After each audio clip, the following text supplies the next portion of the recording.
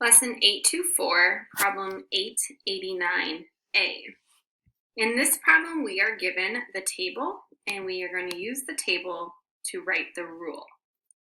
So when I look at my table, I want to try to figure out which of these coordinate points are going to be helpful for me in writing my rule. And so to build the rule, I'm going to try to find the x-intercepts in my table.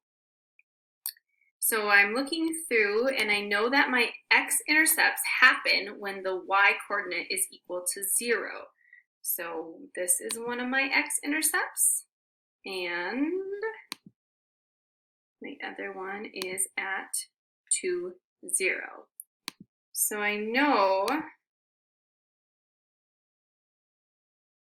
I have an x-intercept at -3, 0, and then I have one at 2, 0. Okay, so working backwards now, if I know that those are my roots, I need to know what the factor would have been before I solved for x. So I think because in this first one, x equals -3, that the factor would have been x plus 3. Okay, and the reason I think that is because I was taking x plus 3 and setting it equal to 0 and solving, I would get that my root is -3, which is what I have. Okay, so I think that is one of my factors, and I'm going to do the same thing for my other x-intercept. So if my x-intercept is 2, then I think that the factor I would have solved that I would have set equal to 0 would have been x minus 2.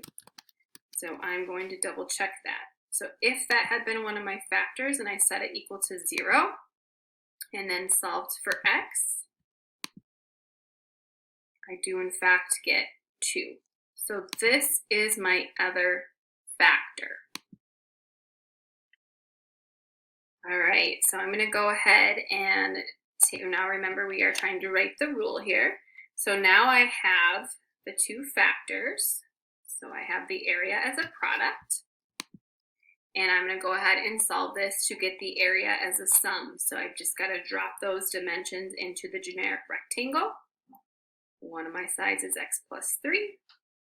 The other one is x minus 2. And I'm going to take x times x to get x squared here.